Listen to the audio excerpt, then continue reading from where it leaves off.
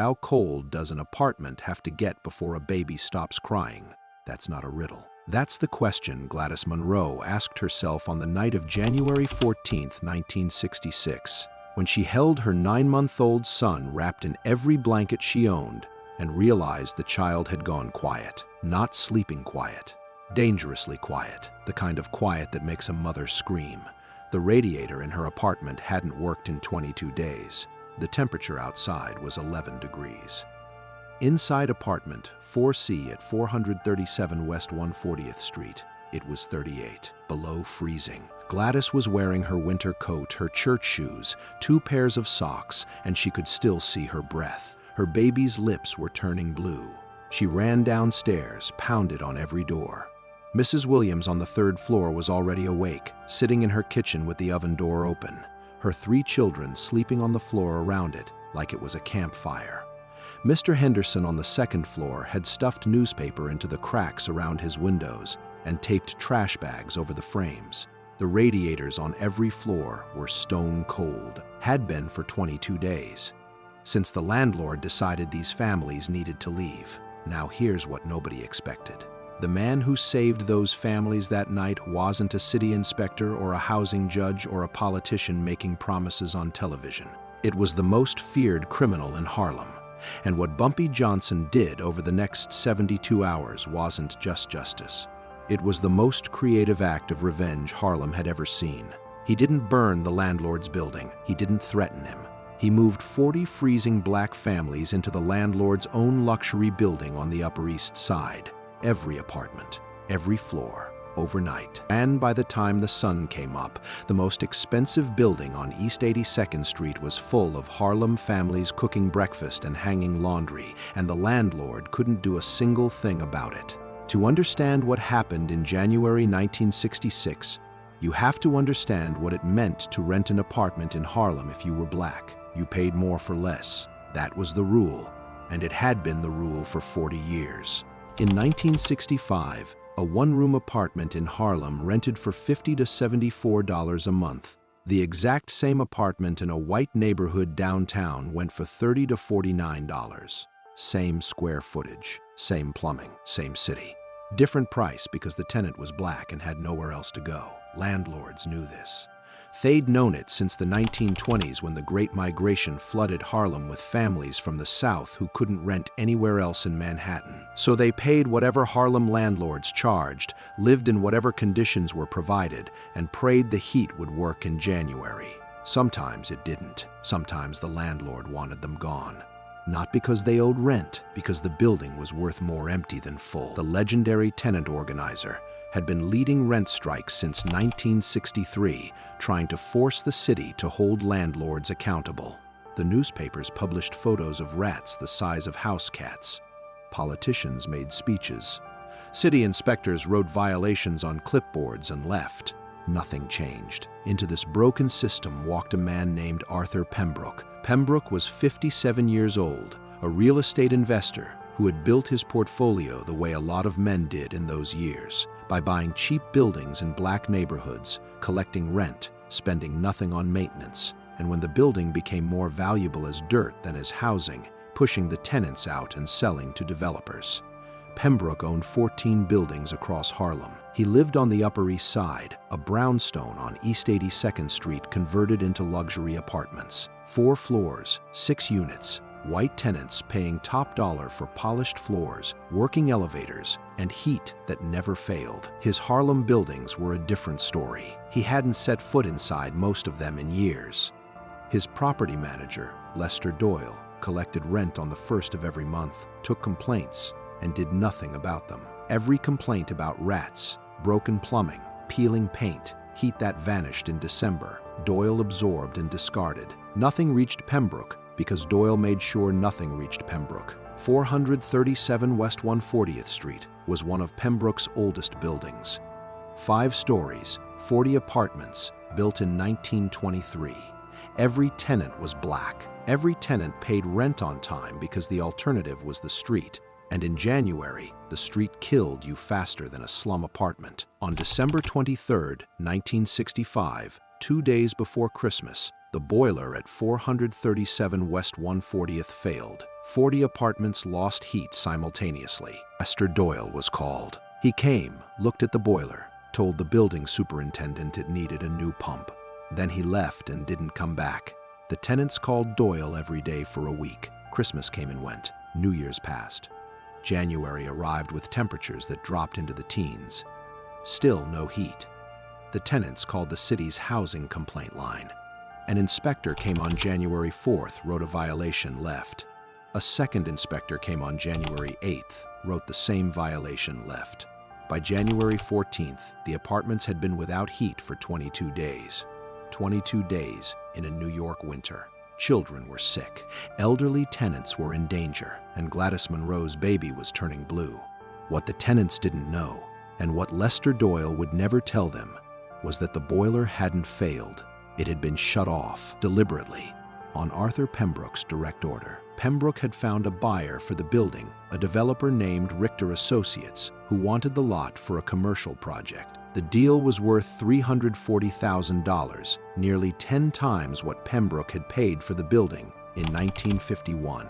But the deal required vacant possession, no tenants. Richter didn't want the headache of eviction proceedings, which could take months, sometimes years, in New York housing court. Pembroke had promised vacant possession by March 1st. His method was simple: no heat, no hot water, no repairs. Wait for the families to leave on their own. Call it a boiler malfunction. If anyone complained, let the city write their violations. Violations didn't cost money. Violations were just papers. Paper didn't keep anyone warm. Bumpy Johnson heard about 437 West 140th the way he heard about everything in Harlem, through the network. January 15th, Saturday morning, Bumpy was at his regular table at the back of a restaurant on Lenox Avenue, reading the Amsterdam News, drinking coffee. A woman approached his table. Nobody approached Bumpy's table without being invited, but this woman walked straight up like she owned the floor. Her name was Lucille Tate. She was 71 years old, 5 feet tall, and she'd been cutting hair in her apartment on 139th Street for 30 years. She was one of Bumpy's oldest informants, not because he paid her, but because she believed Bumpy Johnson was the only man in Harlem who actually did something when people were hurting. Ellsworth. She was one of the few people alive who still used his first name. 40 families on 140th Street. No heat for 22 days. Baby sick. Old people can't move. City want help. Landlord want fix it. Buildings freezing and nobody's coming. She placed a folded piece of paper on the table. Every family, every apartment, who's sick, who's old, who's got babies. I wrote it all down. Bumpy set down his newspaper, unfolded the paper, read it. 40 families, 40 apartments, 127 people, including 38 children. He read it twice. Who's the landlord? Man named Pembroke, Arthur Pembroke, lives on the Upper East Side. Owns half the bad buildings in Harlem, but lives like a king downtown. Bumpy folded the paper, put it in his coat pocket. Thank you, Lucille. I'll handle it. By that evening, Bumpy had Illinois Gordon and Whispers Monroe working. Illinois went to 437 West 140th, walked through every floor, spoke with every family, saw the conditions firsthand. No heat, frost on interior walls, children wrapped in coats and blankets. An elderly man on the 5th floor who hadn't left his bed in 4 days because moving made the cold worse. A woman on the 2nd floor who'd been boiling water on her stove and pouring it into the bathtub so her children could wash without freezing. Illinois called Bumpy from a payphone on the corner. Boss, it's bad. Worse than Lucille said. There's an old man up on 5 who might not make it through the weekend. Kids everywhere with runny noses and fevers. The pipes in the basement are frozen solid, and the boiler, it's not broken. Someone shut it off. The valve is closed. Padlocked. Padlocked. Yes, sir. Brand new padlock. Somebody did this on purpose. Bumpy was quiet for a long time. Then, find me everything on Arthur Pembroke. Every building he owns, every dollar he makes, where he lives, where he eats breakfast, who his banker is, who his lawyer is. And find me the building on the Upper East Side. I want floor plans, tenant lists, everything.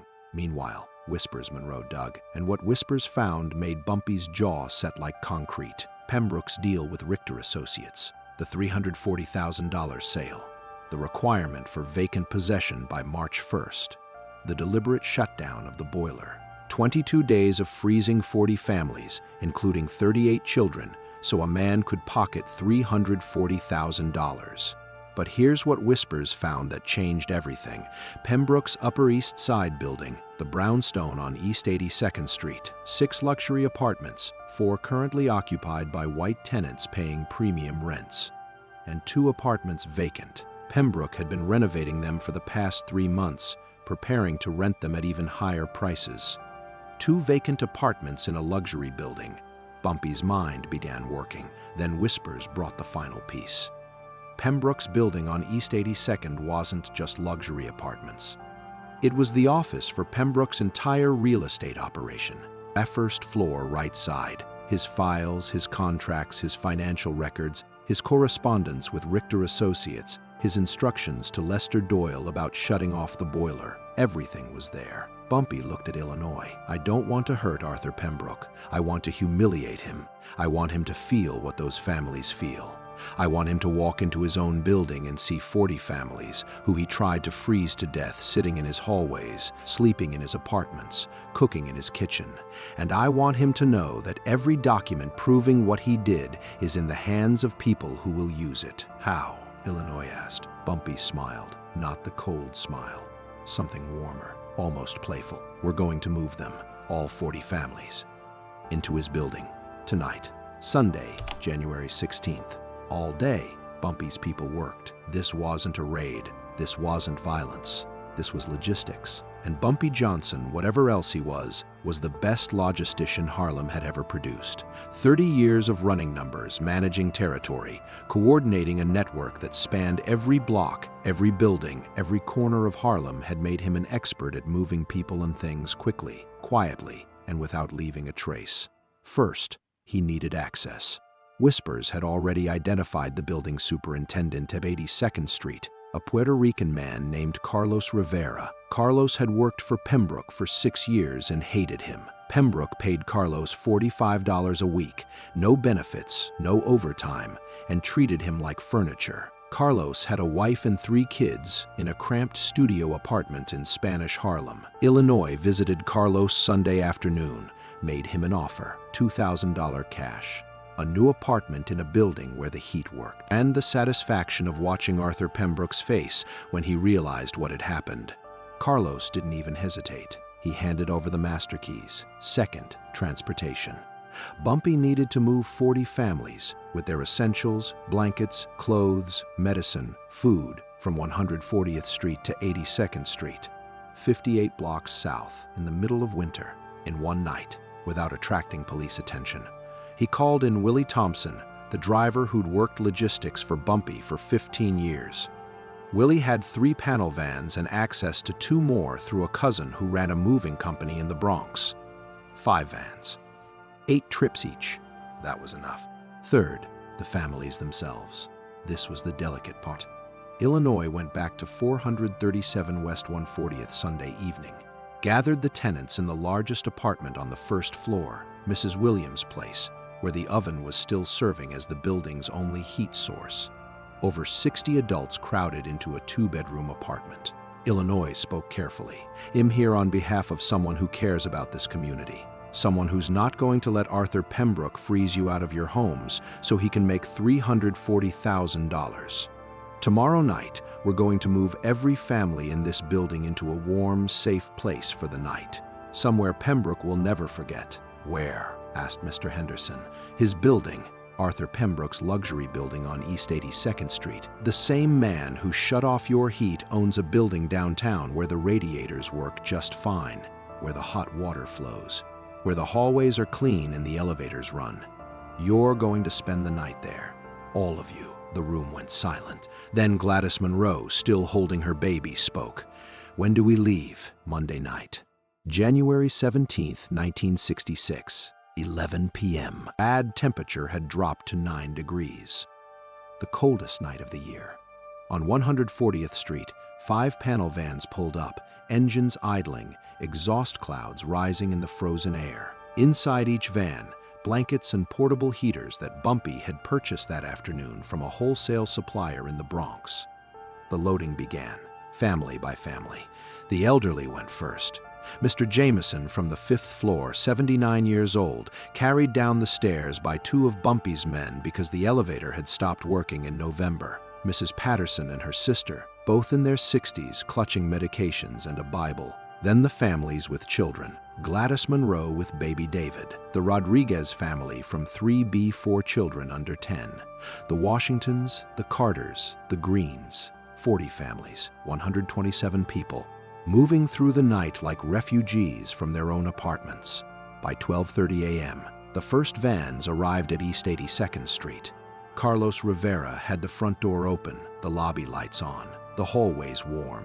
The building's heat was running. Of course it was. Pembroke's building always had heat.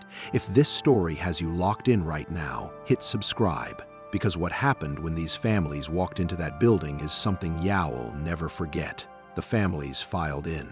40 families into a 6-unit brownstone. It was tight, it was crowded, but it was warm. For the first time in 22 days, children took off their coats. Gladys Monroe unwrapped baby David from his cocoon of blankets, and he smiled.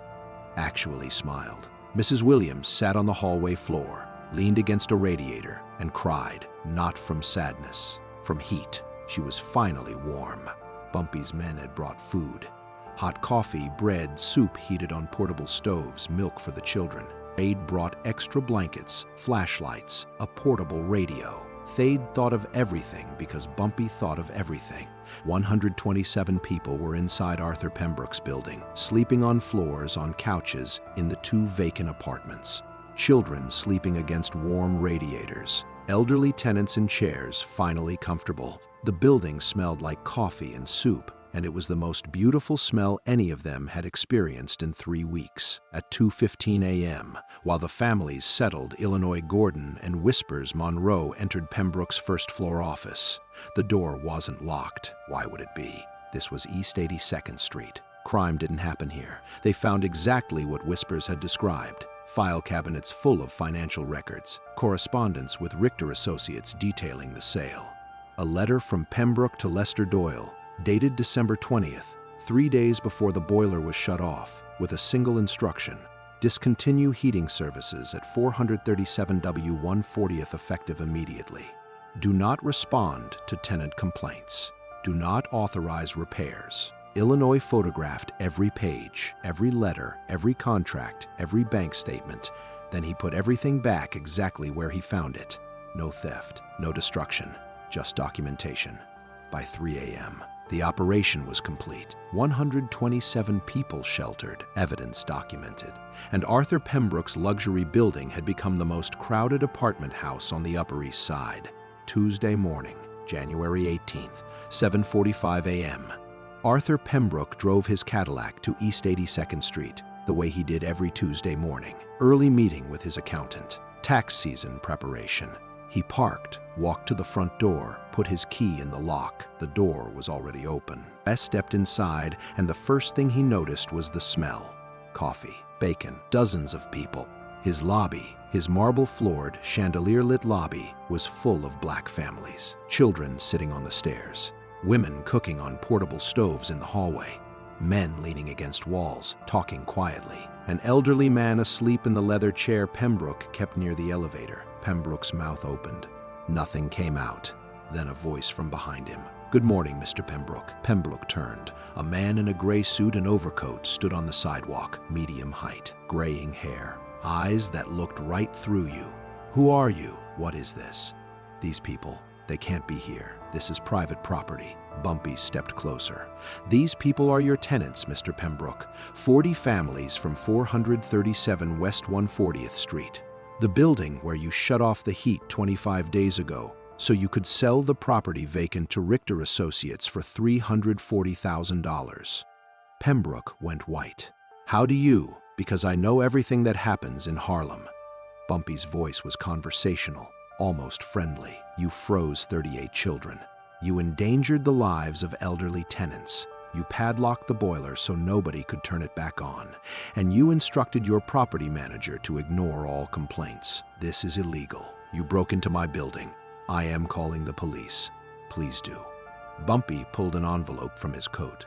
When they arrive, I'll give them copies of your letter to Lester Doyle instructing him to shut off the heat. I'll give them your contract with Richter Associates requiring vacant possession. I'll give them photographs of your financial records showing 14 Harlem buildings where you've done the same thing over the past 8 years.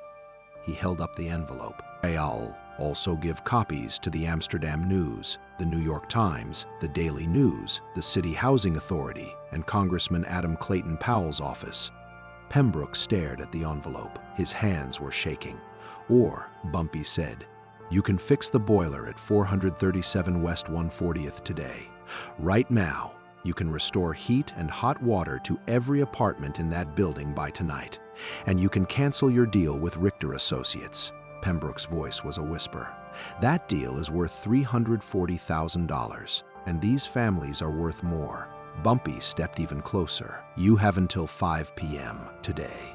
If the heat is on at 437 West 140th by tonight, these families go home, and this envelope stays closed. If it isn't, tomorrow morning every newspaper in New York runs the story of the landlord who froze 40 black families out of their homes in January so he could sell the building, and who then found those families living in his luxury brownstone on the Upper East Side. He paused. Which headline do you think sells more papers, Mr. Pembroke? Pembroke looked through the door at the families in his lobby, at the children eating breakfast on his marble floor, at the old man sleeping in his leather chair, at Gladys Monroe nursing baby David against a warm radiator. 5 p.m., Bumpy repeated. Then he turned and walked away. At 4:37 p.m., on January 18, 1966, a heating repair crew arrived at 437 West 140th Street. They cut the padlock off the boiler valve, replaced the pump that Doyle had claimed was broken, and fired up the system. By 6 p.m., every radiator in the building was hot. By 7 p.m., hot water was flowing for the first time in 25 days. By 8 p.m., the families were home. Bumpy's vans moved them back, the same quiet efficiency, the same care. Men walked into warm apartments and ran to the radiators like they were Christmas presents. Mrs. Williams turned on every faucet just to watch the steam rise. Mr. Jameson sat in his chair by the window, radiator clanking beside him, and fell asleep smiling. The deal with Richter Associates was canceled 2 days later. Pembroke told them the property had complications. What he meant was that a man in a gray suit had a filing cabinet full of evidence that could put him in prison. Within a month, Pembroke sold 437 West 140th Street, not to a developer, to a community housing organization that Bumpy had quietly connected with a sympathetic lawyer. The building stayed affordable. The families stayed. The heat never failed again. Pembroke himself sold his remaining Harlem properties over the next 6 months, one by one, always below market value, always quickly. By summer, had left the Harlem real estate market entirely, moved to Connecticut, never came back. Lester Doyle, the property manager who'd padlocked the boiler, resigned the day after the families returned. Nobody asked him to. He just stopped showing up. Some said had been visited by 2 men who explained that his services were no longer needed in Harlem. Some said he simply lost his taste for the work. Either way, he was gone. No one was killed, no one was beaten, no one went to prison. And that was the part that made this story different from every other Bumpy Johnson story Harlem told. This wasn't about violence. This wasn't about retribution. This was about a man who saw 40 families freezing and did the only thing that made sense. He moved them somewhere warm. That the warm place happened to belong to the man who'd frozen them was the kind of poetic justice that didn't require a gun. Acquired moving trucks, master keys, and the nerve to believe that a night of inconvenience for a rich man was worth a lifetime of safety for 127 people. Gladys Monroe raised baby David in that apartment on 140th Street.